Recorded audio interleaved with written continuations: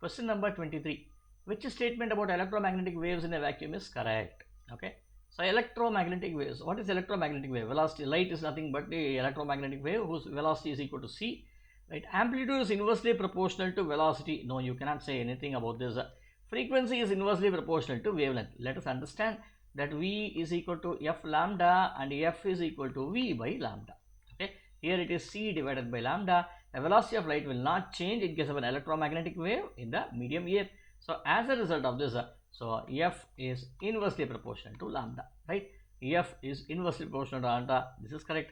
Intensely proportional to amplitude. No, intensity is proportional to square of the amplitude. Velocity is proportional to wavelength.